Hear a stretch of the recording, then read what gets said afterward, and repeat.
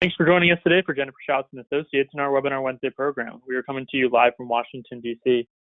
Our webinars are held every Wednesday and are provided complimentary. They are recorded and can be downloaded from our website and YouTube channel, which now holds over 300 of our government contracting webinars. In the interest of time, we do not take questions, so if you have questions for our speaker today, we will have his information on the last slide of the presentation today. A special thanks to our educational sponsor, the National Veteran Small Business Coalition, for making these webinars possible. The NVSBC is the largest nonprofit trade association for veterans. Please visit their website for more information. And now about us. We work with U.S. federal government contractors, including product, service, and software firms. Our services range from market analysis reports to contract vehicles and compliance. More information is on our website. We also have opportunities for your organization to advertise in our newsletter. We now reach over almost 17,700 subscribers, and this includes both contractors and government. Contact us for more pricing information with the email shown on your screen. And now to introduce our speaker, Mark Amadeo. Welcome, Mark. We're glad to have you here with us today, and I'll turn the floor over to you. Sure, thanks. Yeah, I want to thank everyone for joining us this afternoon. And first and foremost, I hope everyone is staying safe and healthy during this COVID-19 pandemic. So a little bit about myself. I'm the founding principal of the Amadeo Law Firm, and I have over 20 years of experience both as a government attorney and also serving in private practice. Now, I was a partner at a DC firm before starting my own law firm. And a little bit about the firm. We have locations in DC and in Maryland, and its primary focus is on federal government contracting. We help clients with all of their government contracting legal needs. And if you'd like to learn more about the firm, you can just go onto the website there. It's listed on the slide. Next slide, please. So today's webinar is the third of 4 webinars this month on teaming agreements. And I think maybe one of the prior webinars already talked a little bit about the contents of teaming agreements. So I'm hoping not to spend too much time rehashing information that you've heard already. And so we're not going to go too much into specific clauses and provisions. And plus, I think the contents of a well-crafted teaming agreement, well, that's a whole separate topic for perhaps another webinar down the road. And I think you can spend a whole webinar just covering the clauses and phrases that need to be in a teaming agreement. Next slide, please. So in this webinar, we're going to take a high altitude look at teaming agreements. So the title of today's presentation is Cementing Government Contracting Relationships with Teaming Agreements. And as we'll see as we go along, that title kind of captures what teaming agreements are all about. Now, there are lots of great resources out there on teaming agreements, webinars and seminars. But what I think often gets lost in the weeds, or sometimes it's not even talked about, is why. What even is a teaming agreement? Now, it's actually not defined anywhere, but FAR does define the terms contractor team arrangements and small business teaming arrangements. And it's a little bit of a pet peeve of mine when folks confuse the terms teaming arrangements and teaming agreement. So we'll do a little cleaning up here before we really get started. Next slide, please. So let's talk about what a teaming agreement is not. A teaming agreement is not a contractor team arrangement or a small business teaming arrangement. Now, FAR defines the term contractor team arrangement in 9.601 to describe the 2 ways that multiple contractors provide solutions to the government under a government contract. Now, one contractor team arrangement is when the contractors form a partnership or joint venture, and as partners or joint ventures, they all act as primes under the government contract. And a second contractor team arrangement is when multiple contractors offer solutions to the government under a prime contractor subcontractor relationship. So in sum, a contractor team arrangement is the joint venture or partnership itself, or the prime sub relationship itself. And a small business teaming arrangement under FAR 52.2076, it means the same thing, except that all of the parties are small businesses. But joint ventures and partnerships and subcontractor relationships are not what contractors typically mean when they refer to teaming agreements. Next slide, please. So getting back to my original questions, what even is a teaming agreement and why enter into one? I think it's important for a contractor to know the basic what's or whys of a teaming agreement. Because if it doesn't know those things, then two things can happen. First, when a contractor thinks about putting one together or is asked to, it might fall into what I often see are fixed or narrow conceptions of what a teaming agreement can accomplish.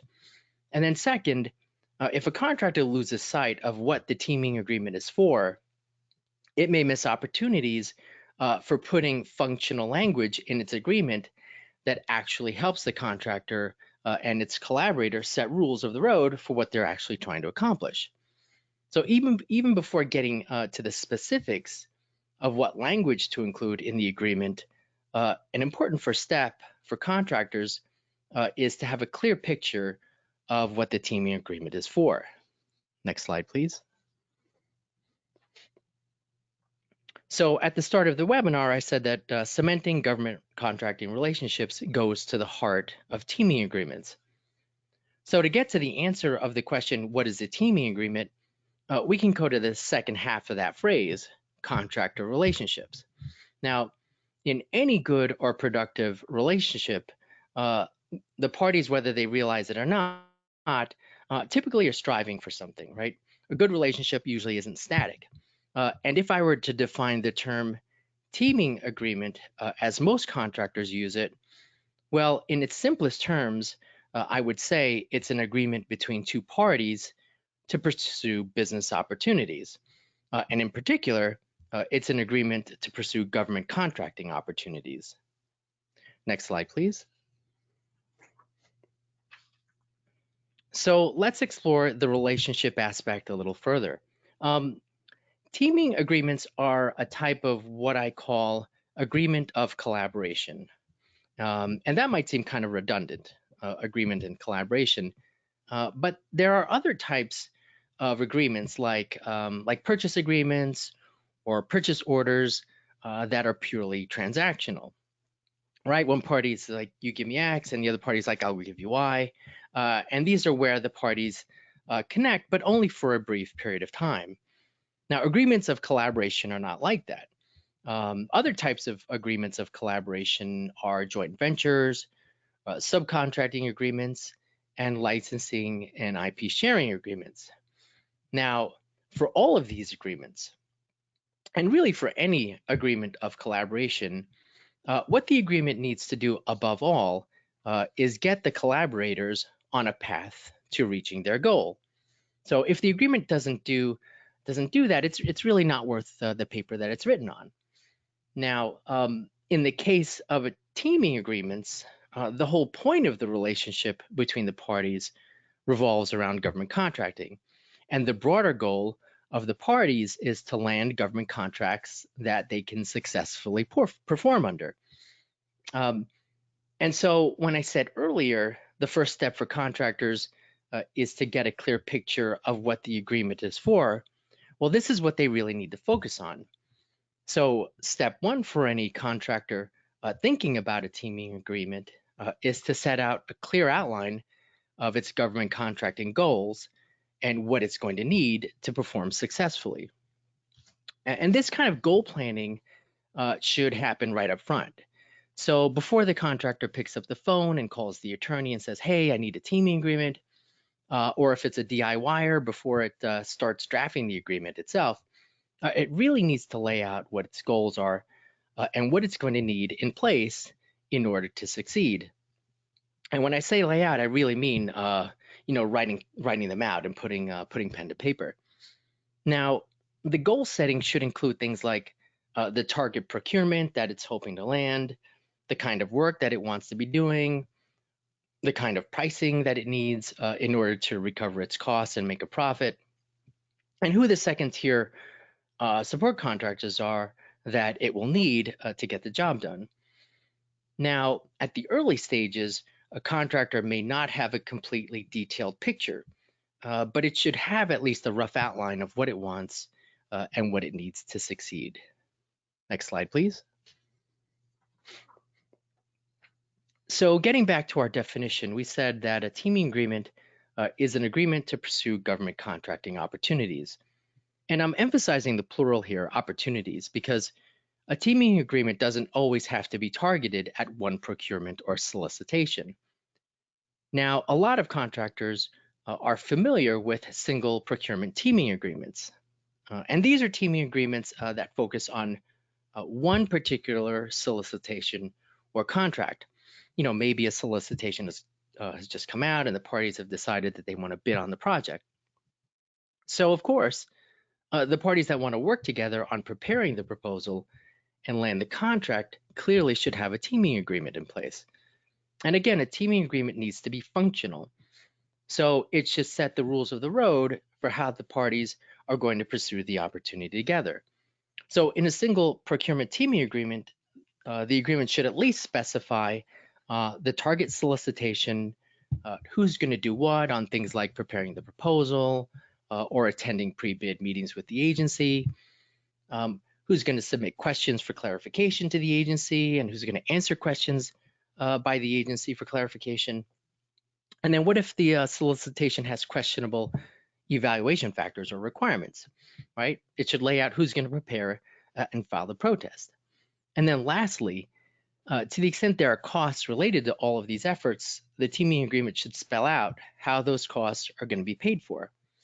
And again, if a contractor has laid out an outline for itself before talking to the other side of what it needs out of the relationship for the particular procurement, well, it will be better prepared to negotiate with its teaming partner to put these things into the agreement. Next slide, please. So we just talked about teaming agreements in the context of a solicitation that hit the wire or is just about to. But sometimes parties can begin collaborating long before a solicitation comes out. Now, maybe the contractors met in an industry conference or are working indirectly together under the same prime on an existing government contract. However they connect, sometimes contractors decide that they want to work together even before any solicitation is on the horizon. And this isn't unusual, let's say, in the tech environment where contractor A has X software or hardware and contractor B has an amazing integration technology, and somehow they connect and they realize that together they can offer an innovative solution. And they may decide that they can provide solutions not just for procurements that are impending, but they can offer solutions to agencies that don't even know yet that they need them. So in those instances, they may want to create opportunities and pursue them jointly. And of course, they should have a teaming agreement in place that helps them do that. Now, in these instances, the teaming agreement should specify the types of procurements that the parties are going to target, who's going to do what in terms of marketing and meeting with the agencies, as well as all of the other things that the parties are going to do when they respond to a solicitation. And like with single procurement teaming agreements, multiple procurement teaming agreements should spell out how the parties are going to pay for things. Now, because the parties in multiple procurement teaming agreements may be participating in a wide range of marketing activities and agency outreach, it may also be necessary for the parties to create a budget for their marketing activities, and then to create a mechanism in the teaming agreement for jointly funding those activities on an ongoing basis. Next slide, please. Now, you may be a contractor that's working with a potential teaming partner that hasn't done this before, and I mean entered into a multiple procurement teaming agreement. So you may have a partner that's inclined to keep winging it informally without an agreement while you both are marketing for those government contracts. So when you propose entering into a teaming agreement at that stage, you may get something back that sounds like, hey, well, we can't possibly enter into a teaming agreement at this stage because we haven't had a solicitation yet. And that's not what a teaming agreement is for. And of course, the answer to that should be a teaming agreement is whatever we need in order to pursue our opportunities, right?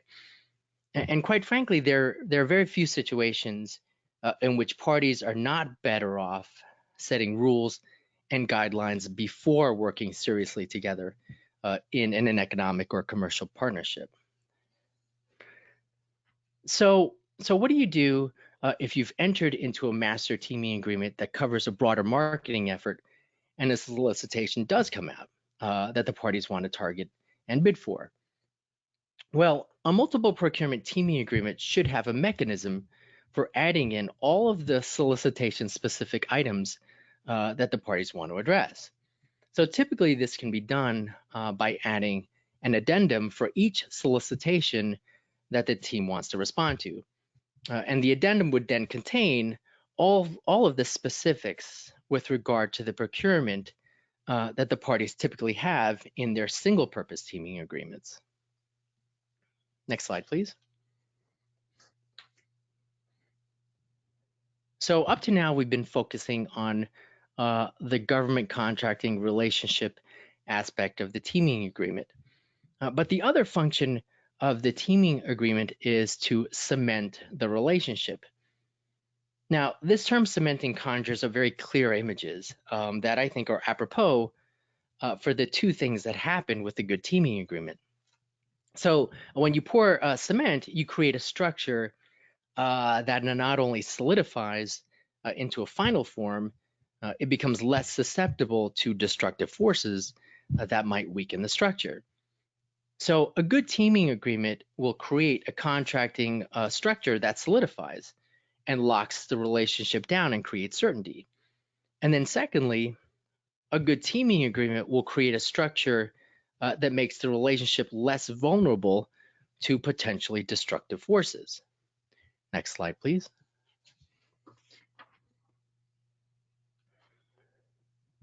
So if a contractor has done all of its homework up front, right? It's set out its goals, it's laid out a roadmap for how the teaming partners will collaborate, and then it's gone down the path to marketing the team and finding a solicitation and preparing the proposal.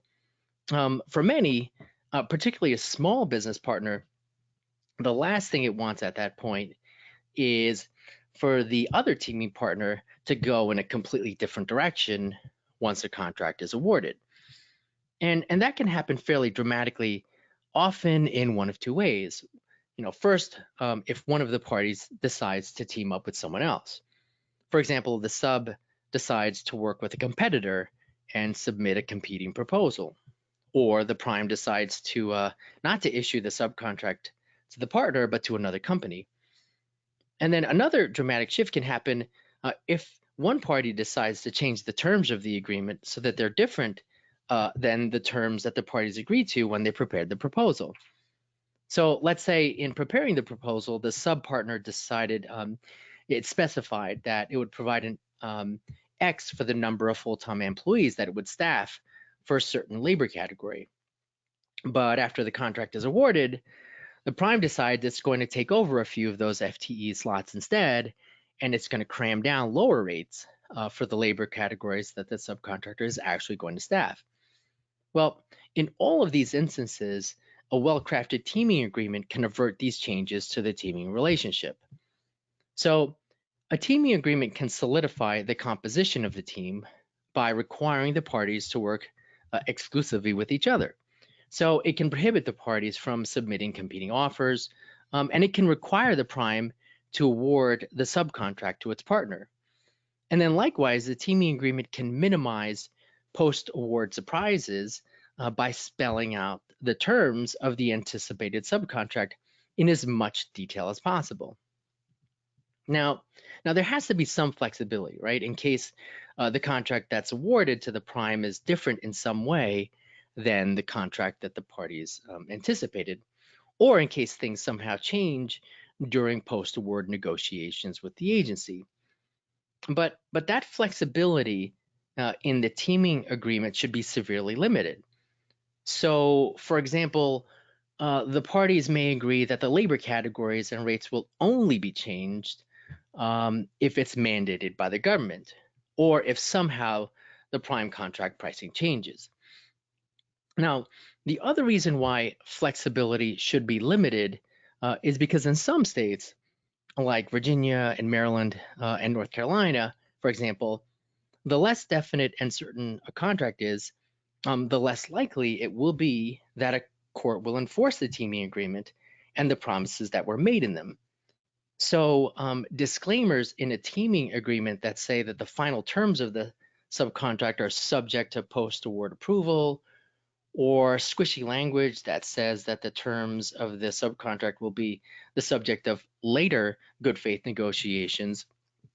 Well, those disclaimers and fuzzy language might be enough to convince a court that the parties haven't really agreed to anything about the future subcontract, other than that they will agree to the important stuff at some point down the road. And so some courts may view the teaming agreement as nothing more than an agreement to agree. And then they'll decide that they're not going to enforce the representations about what the future subcontract would look like. Now, ultimately, like the fixing component in the cement that is a teaming agreement is its enforceability. So the promises in them are only as good as a court is willing to enforce them. So specific and detailed terms will go a long way in keeping a court from viewing a teaming agreement as just an agreement to agree. Next slide, please.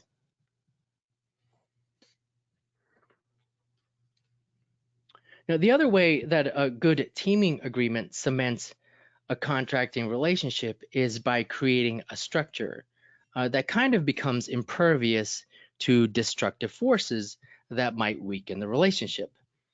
So what are those destructive forces that can undermine the contracting relationship? Well, third-party competitors that can or may someday perform the same functions as one or more of the teaming partners can undermine or diminish both of their contracting opportunities. So a teaming agreement should either include non-disclosure and IP provisions that prevent disclosures of proprietary information or technology, or if the NDAs and IP agreements already exist, the teaming agreement should incorporate them. So what other things can cause the government contracting relationship to crumble? Well, a partner that engages in prohibited activity not only puts itself at risk, but if it ceases to become a viable government contracting party, it puts the whole contracting relationship at risk. So take, for example, parties that anticipate needing a security clearance to land or perform on a government contract. Well, if one of the parties becomes subject to foreign ownership or control, the prospects of obtaining a clearance become diminished. And engaging in export restricted activities under EAR and ITAR can lead to not only civil penalties, but criminal sanctions, which can put a quick end to any teaming endeavor. So contractors will want to include provisions in their teaming agreement that requires ongoing compliance, particularly with rules and regulations that can lead to severe or catastrophic consequences if the parties don't comply. Well, that's all I have for my presentation. Thanks everybody for listening. And if you have any questions, please don't hesitate to reach out to me. Thank you, Mark, for a great presentation and sharing your time with us. And thank you to everyone who joined us. The recording will be on our website and YouTube channel within the next 24 hours. Please join us this Friday as we cover each part of the FAR, and join us next Wednesday for more hot topics in federal contracting. Thanks.